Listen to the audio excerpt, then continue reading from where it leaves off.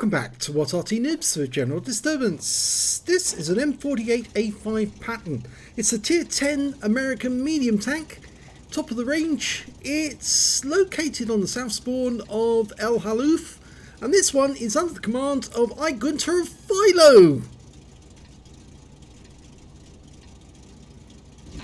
Well, practically this tank is, well, the same as an M60. As they say in the wiki, it's a master of jack of all trades, master of none, but it does have a rather meaty 105mm gun, which is fairly accurate and does 390 alpha with standard APCR, and he's got heat rounds which will go up to 330mm of penetration, so there's not a lot he can't penetrate. And an enemy pattern's coming to sight, and it's also the tier 10 version. Okay, it's 7 seconds on the reload. He's looking towards the other hill. Oh! He actually hit a Death Star across the valley, the FB215B 183. He blind fired it.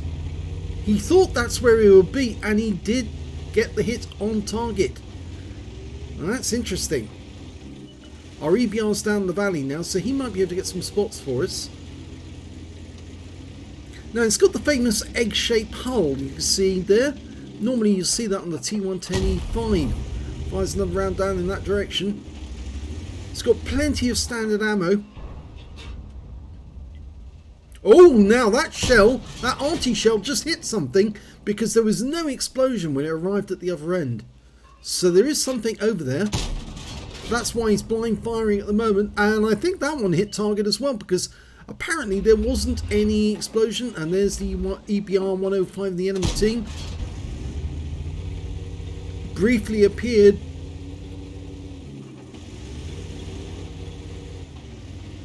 Okay, so it looks like Igunter, has just got a notification of a victory that he had in another battle, a T-57 heavy tank battle on Ruhrberg. Okay, it looks like Igunter has decided to stick near the cap area and possibly go across the valley and deal with the enemy. He's also sticking around because there's an M48 Patton somewhere down the valley, and he's more than likely on his way up here at this moment, and we don't really want our Arty to get molested by him. So at the moment he's just holding this ridge line and waiting for anything from the enemy team to appear so he can have at them. And he'll just take any shots that he can shake at any enemies that do appear.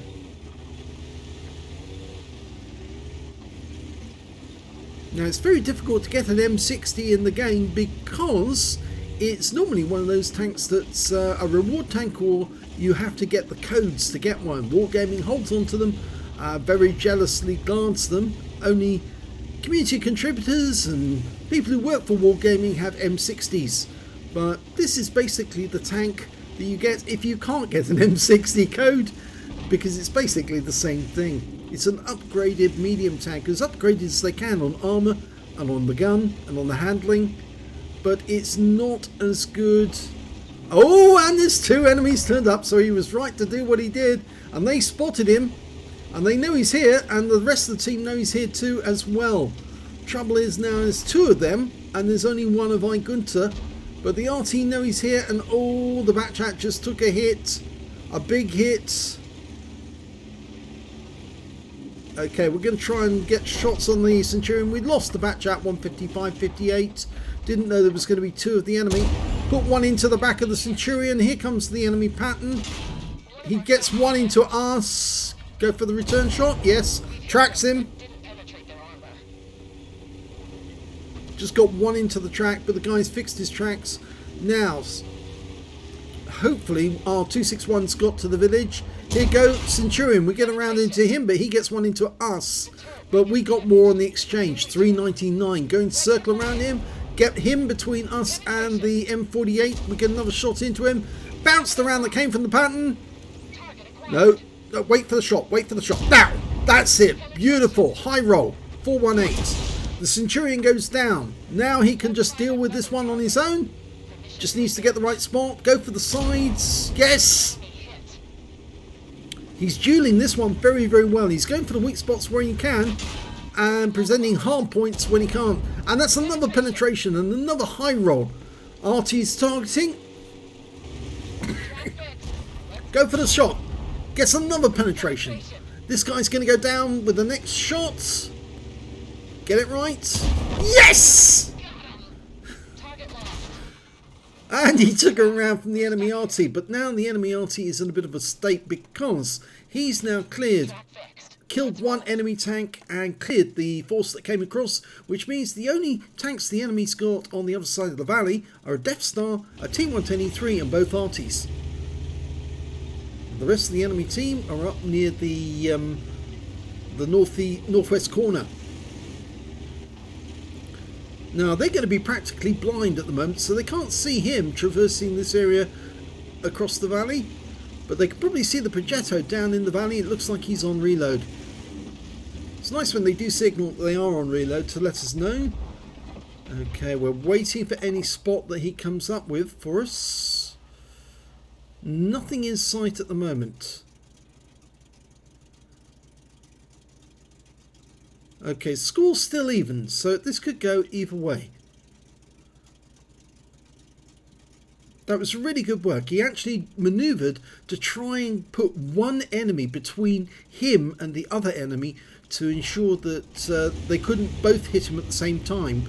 And it really was very, very effective. And then when the Centurion Action 10 had been wiped out, he then got himself in a position so that he can actually hit the weak spots by hitting the sides or going for the turret ring on the M48, and dealt it a lot of damage. I think the other player wasn't as experienced and just could not get his shots to work for him. Well, Igunter's headed over to where the Death Star was seen. The T-110E3 is engaging our Progetto, and we've got a 277 off there. Unfortunately, I think he's around the other side, so I don't think we can get a shot on him. Yeah, he was around the other side of that rock. T-110E3 still around the corner trying to fend off our Progetto. Our Object 261 can work with the Progetto. Okay, Progetto's requesting fire, and Igunter signalled yes, so he's probably going to come up, pop up, and put around into the E3 if he can take the guy out. He's checking that the Arty did hit the E3. Now he can go for the arse of this one. Okay, got him in the tracks and the rear. High roll 401. Still don't know where that FV215B is. Oh, by the way, about the FV215B, Ed Webster's put up another video, and it concerns the FV215B and the other British tank destroyers stroke FV series, so do drop by his website and take a look, because it's a very interesting video. Highly recommend it. He knows his stuff. Is he facing our way? No, he's not, and that's his pay, because yeah. And now I think, well, we're at a disadvantage because it's just the Progetto and Igunter and our Arty against this E3, the FV215B, their Arty, and one heavy tank, which is the Object 277. But I suspect the 277 is badly damaged. No, I think the action he's taking now is to come up the other side, because I think he thinks the 215B is around the corner here somewhere. We're still requesting fire from the 261, who probably needs to skedaddle out of the position he's in at the moment and get a little further south. Here comes the 215B. Oh, we're looking directly at him. Yeah, that's not going to work. Not with his 183mm gun. And Ed Webster actually explained where that gun came from. Actually, it was a 7.2 inch howitzer that had been bored out to fire as a gun, and so it was no longer an artillery piece. It was mounted on top of a, I think it was a Centurion hull, if I remember correctly, or was it? No, it was a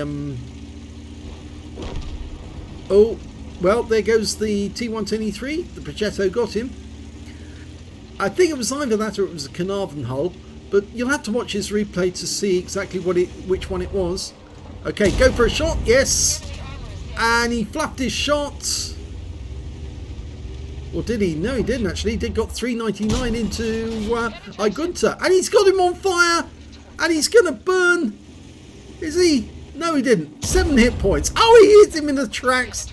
Well, he's on a long reload and there's no way he's going to survive this. So, there you go. Take that. Another 277 did manage to get over the other side. Unfortunately, he killed our 261. And we're now aiming across the valley to try and get this 277. Our Progetto's going directly in, balls deep. And he's taken a big hit from the 277, but I think he's got the advantage of that guy now. Even with his 13cm gun. Oh my god, he got killed! The Progetto's killed by the Object 261 on the enemy team, but that means it's now Igunter in the M48A5 Patton against 2 Object 261s. And, well, unless they're very good players, they're going to be on a loser, because even though Igunter's only got 649 hit points, he does have a rather fast firing 105mm gun with quite a high alpha, and it would only take him a few shots to put both of them out of commission. Now they're going to have to be really good to be able to shotgun him. He's found one of them. Locks on. Yep. They fluffed the shotgun.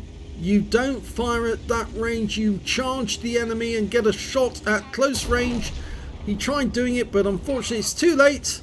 And the other one's going to do exactly what I suggested he did. And he did get around into Igunter. But I'm afraid that's all you're going to get, Sunshine. If they both done it at the same time, they would have got him. But now they're going to lose the game because he was smarter. There you go. You charge the enemy and that does the trick. But unfortunately, they didn't do it together. So that's a Pascucci's medal and he won the game. Let's have a look at the end of battle stats. Well, this was a brilliant game. An ace tanker for Igunter of FILO in the M48A5 Patton, the top tier American medium. He got a hand of God for surviving the battle, having received damage from 4 different enemy tanks, at least 4. Got a bruiser medal for getting at least 5 critical hits. He got 9 in this one. A duelist for taking down 2 enemy tanks that damaged him. And a fighter badge for getting at least 4 kills. He got 4 exactly. And on top of that, he got a fire effect for doing more damage than hit points to his own vehicle. He got a Pascucci's medal, an epic medal for getting at least 2 enemy SPGs. He did get 2.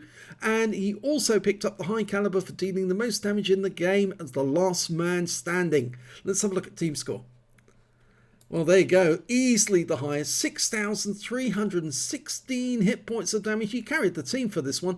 And the next high scorer was, in fact, the 60TP Lewandowski go on the enemy team with 4,595. And after that, it was the Progetto, the good Progetto, who held off that T110E3 for a long time. And he managed to get 4,056 hit points in that one. When it came to kills, it was again it's Igunter with 4 kills. He got the highest.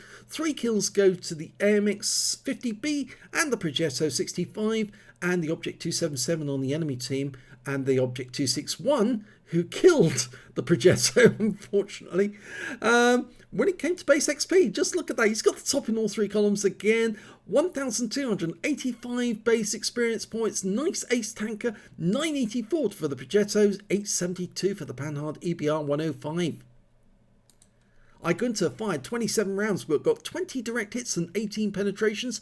Damage of 6,316 hit points, of which 465 were at more than 300 meters.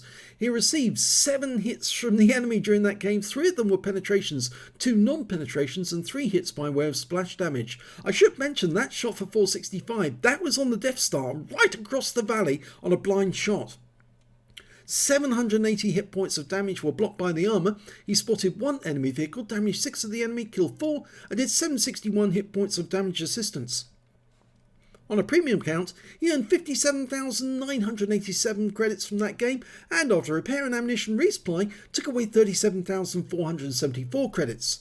He also received 1,285 XP, got ×2 for the first victory, and took away 3,856 experience points altogether. And that was his first ace tanker in the M48A5 Patton. So very, very well done indeed. You carried the team, you won through, and you just showed that this tank is actually quite good in the hands of somebody who knows how to use it. So congratulations to Igunter. And if you enjoyed that replay, please give this video a like and do subscribe to our channel, please. And thanks for watching.